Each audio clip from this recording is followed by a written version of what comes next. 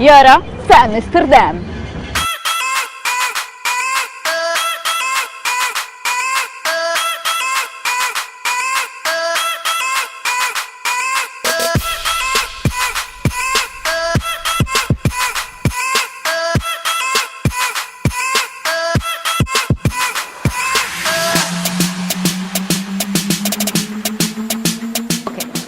دي سنترال ستيشن بتاعت امستردام. لو عايزين تاخدوا اي حاجه من المواصلات لازم تيجوا هنا الاول وبعدين تاخدوها. حتى كمان لو عايزين تروحوا المطار، عايزين تروحوا فرنسا، عايزين تروحوا بلجيكا، من محطه القطر اللي هنا.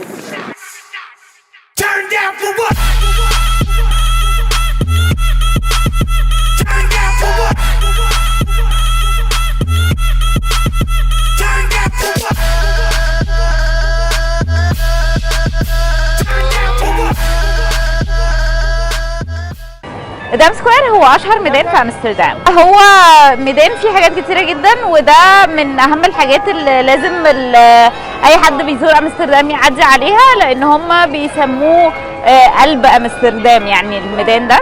في برضو كافيهات كتير واماكن للاكل. اهم حاجه لازم كل الناس تاخد بالها منها الحاجات اللي معانا، الموبايل، الشنطه، كل الحاجات دي، لان في نشالين كتير جدا وفي ناس ممكن تسرق حاجات من الشنطه.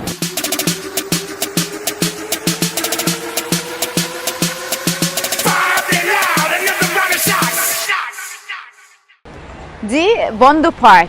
دي بارك كده زي السنترال بارك بتاعت امريكا بالظبط. بصوا الناس كلها داخله بالعجل عادي جدا.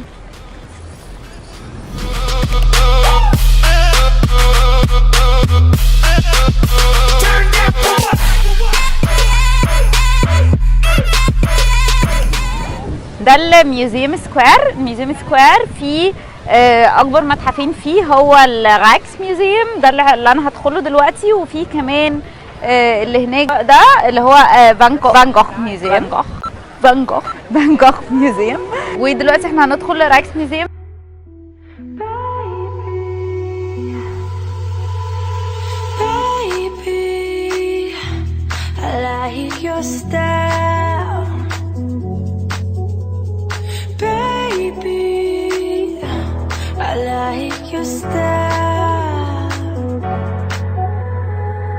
On your waist from way back way, you know that I don't play. Streets not safe, but I never run away, even when I'm away.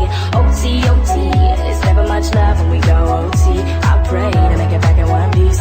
I pray. That's why I knew one name. Got a Hennessy in my hand. One more time. الكانال كروز من الحاجات الحلوه قوي في امستردام، ومن الحاجات اللي ما ينفعش تتفوت. في كذا نوع للكانال كروز. في واحده بتبقى ساعه وبتعدي على كل المعالم، وواحده تانية بتبقى هوب اون هوب اوف، يعني تنزل في الحته تتفرج عليها وترجع تاني. في واحده بيبقى عليها دينر. ارخص واحده هي اللي بتبقى ساعه واحده بس، واعتقد ان هي دي كفايه.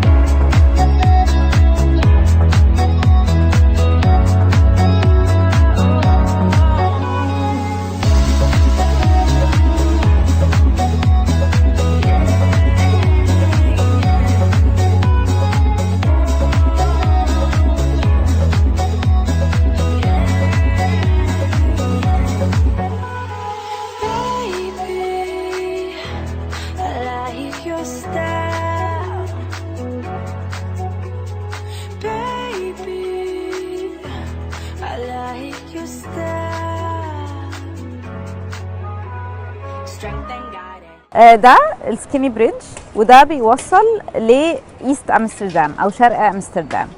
فزي ما انتم شايفين كده حلو جدا. بيتفتح كمان وقت ما بيبقى فيه سفينه كبيره معديه او حاجه، البريدج نفسه بيتفتح. اوكي، من هنا برضو المنظر حلو قوي، وبتشوفوا شويه معالم حلوه لامستردام.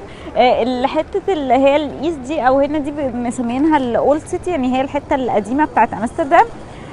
حاجه كمان ان اصلا بسبب الكوبري ده امستردام اتسمت امستردام، لان الريفر اللي تحت الكوبري ده اسمه امستل، والمدينه هي الدام اللي اتبنى على الريفر ده، فبقى اسمها امستردام من على امستل ريفر.